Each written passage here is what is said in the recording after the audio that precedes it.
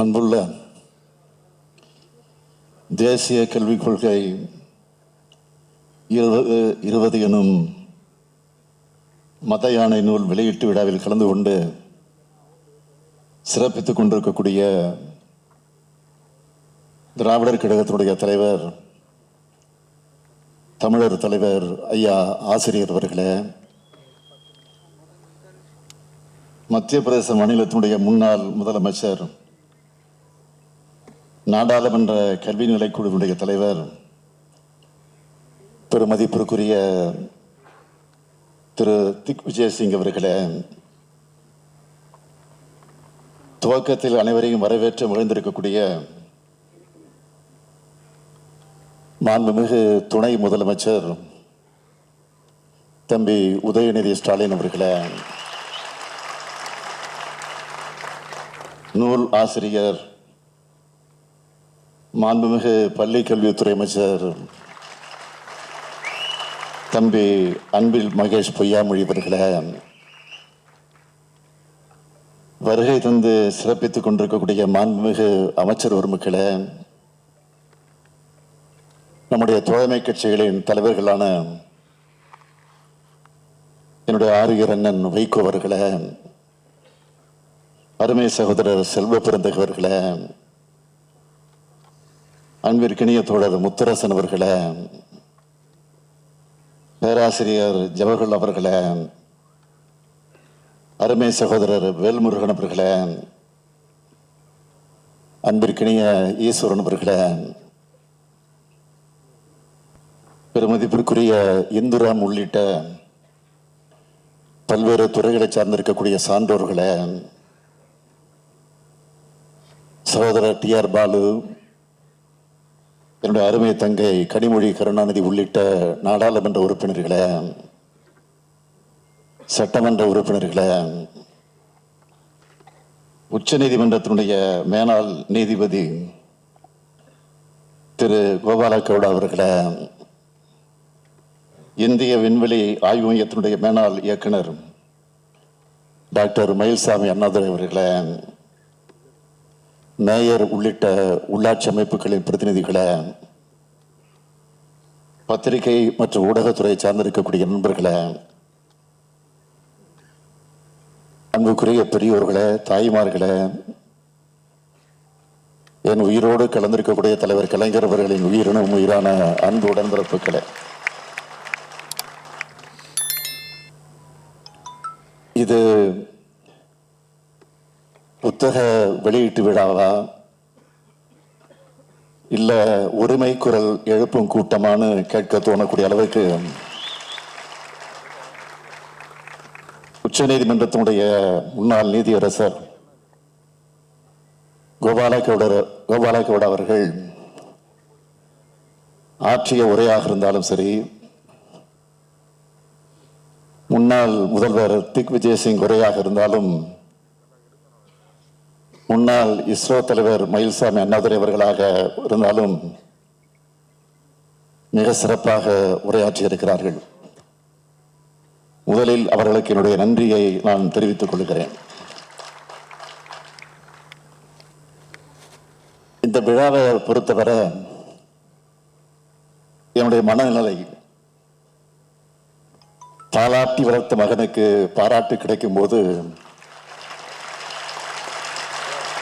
ஒரு தாய் எப்படி மகிழ்ச்சி அடைவாளோ அதே மனநிலையில் நான் இருக்கிறேன்.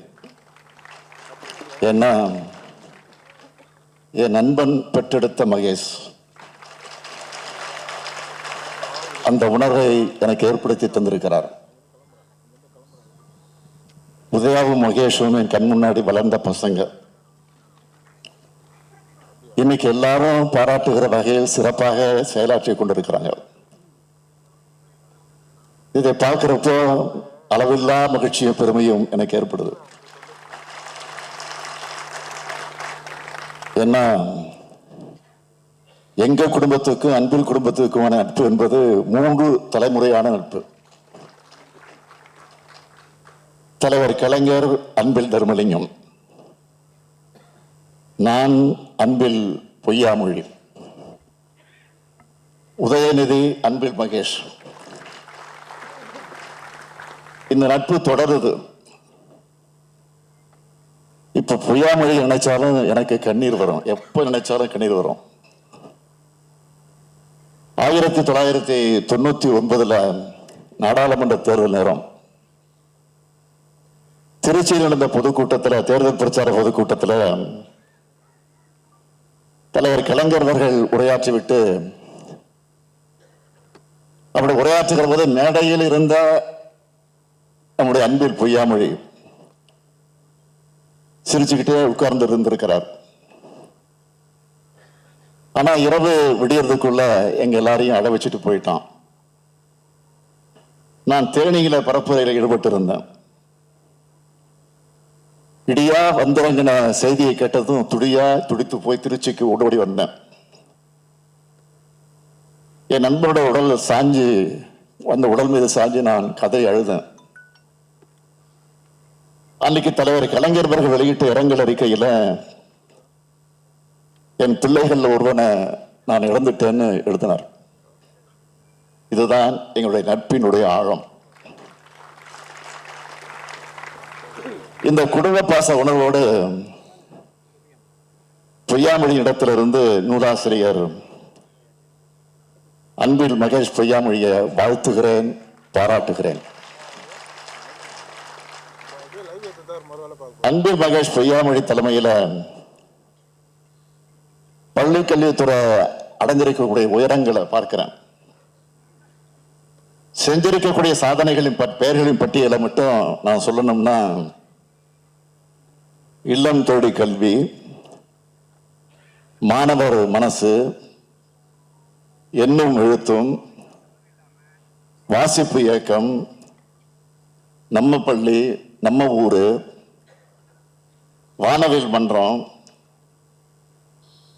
மணற்கேணி செயலி, கோடை கொண்டாட்டம், கலை திருவிழா, தகைசால் பள்ளிகள், மாதிரி பள்ளிகள், ஸ்மார்ட் வகுப்பறைகள், ஹைடெக் லேபுகள். அது மட்டும் இல்ல, மாவட்டந்தோறும் புத்தக திருவிழாக்கள், பன்னாட்டு புத்தக திருவிழாக்கள், சாரண இயக்கத்தோட உலக மாநாடு, ஆசிரியர்களுக்கு டேப், அரசு மாணவர்களையும் ஆசிரியர்களையும் வெளிநாடுகளுக்கு அழைச்சிட்டு போய் ஊக்கப்படுத்துறது, இதுவரை யாரும் செய்யாத 234 தொகுதிகளில் பள்ளிக்கூடங்கள் ஆய்வு செஞ்ச ஒரே அமைச்சர் நம்முடைய தம்பி அன்பில் நம்முடைய மகேஷ் அவர்கள். ஆண்டுதோறும் 10 மற்றும் 12ஆம் வகுப்பு தேர்ச்சி விகிதம் அதற்கு முந்தைய ஆண்டை விட அதிகரிப்பு. இடைநேற்றல் இருக்கக்கூடாதுன்னு மாணவர்களை திரும்ப கல்வி சாலைகள் நோக்கி வரடிச்சிட்டு வர்றது. பள்ளி கல்வித்துறையோட பொற்காலமா நம்ம திராவிட மாடலை மாத்தி இருக்கிறார் தம்பி அன்பில் மகேஷ் பொய்யாமொழி அவர்கள். இந்த சாதனைகளை எடுத்து சொல்றதோடு மட்டும் இல்லாம, ஒன்றிய பாஜக அரசால தமிழ்நாடு எதிர்கொண்டு இருக்கக்கூடிய நெருக்கடிகளையும் நம்ம அரசியல் ரீதியா அவங்க பழி வாங்கிட்டு இருக்கிறத எடுத்து சொல்லக்கூடிய வகையில துணிச்சலோடு இந்த புத்தகத்தை எழுதியிருக்கிறார். ஆளுங்கட்சியோ அல்லது எதிர்கட்சி வரிசையோ என்றைக்கும் கொள்கையை விட்டு தரமாட்டோம். தமிழ்நாட்டுடைய உரிமைக்கு குரல் கொடுப்போம் என்பதற்கான அடையாளம் தான் இந்த புத்தக வெளியீட்டு விழா நிகழ்ச்சி. தேசிய கொள்கை 2020 எனும் மதையான புத்தகத்தோட தலைப்பை மொத்த கருத்தையும் சொல்லிடுச்சு. இப்படி ஒரு கல்வி கொள்கையை ஒன்றிய பாஜக அரசு உருவாக்கினப்பவே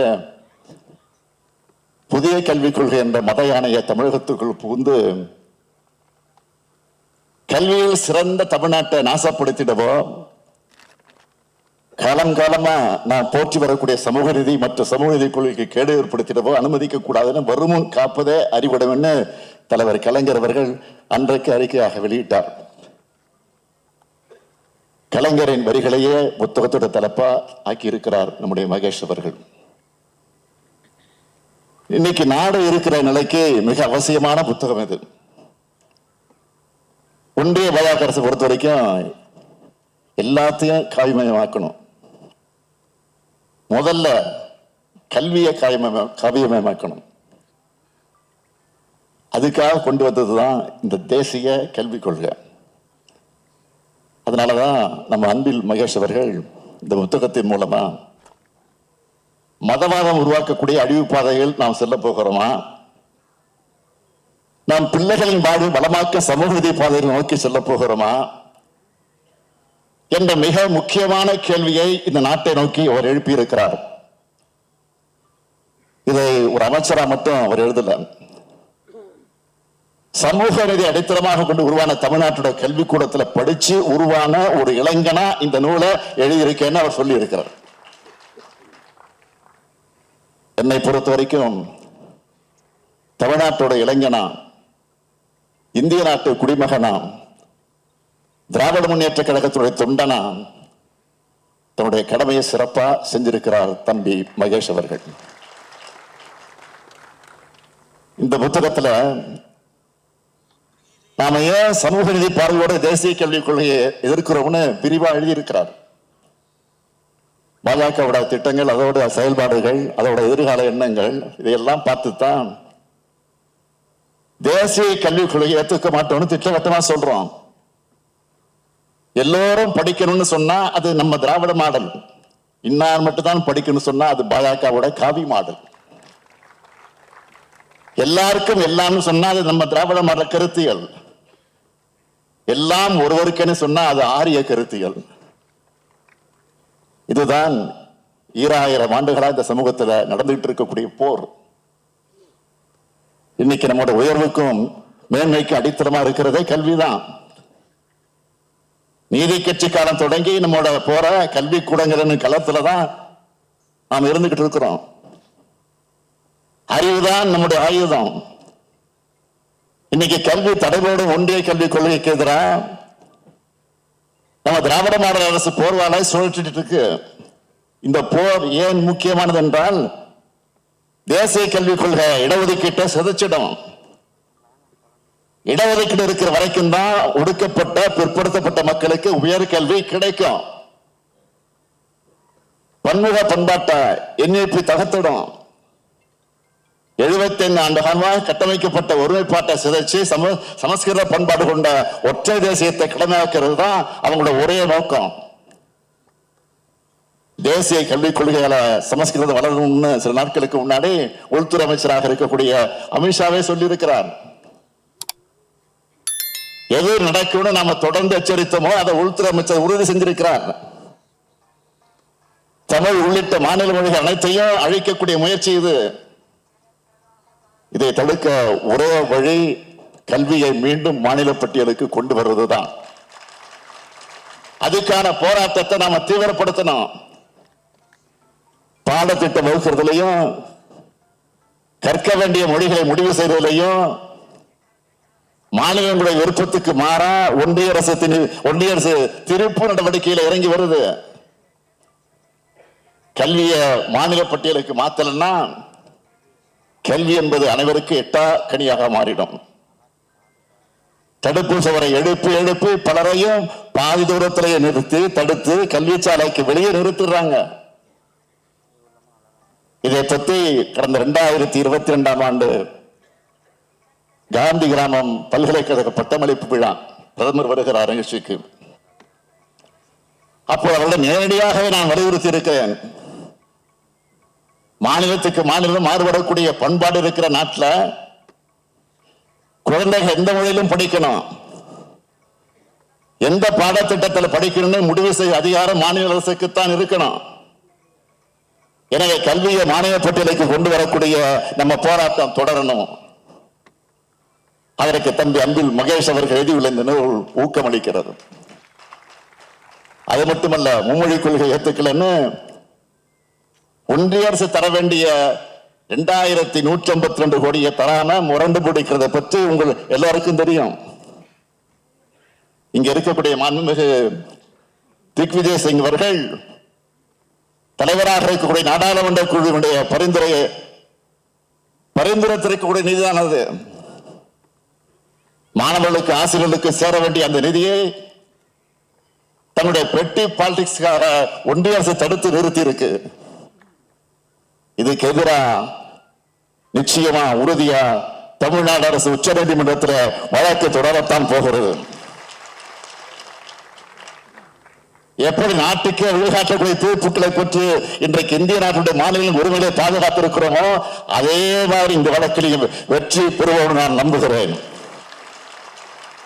நிறைவாக நான் சொல்ல விரும்புவது, தம்பி அன்பில் மகேஷ் அன்பில், அறிவில், ஆற்றலில், பண்பில், பாசத்தில், பேச்சில் என்ற அந்த வரிசையில் இப்போது எழுத்திலும் வெற்றி பெற்றிருக்கிறார் மாண்புமிகு அமைச்சருடைய நூலாசிரியர் தம்பி அன்பில் மகேஷ் பொய்யாமொழி.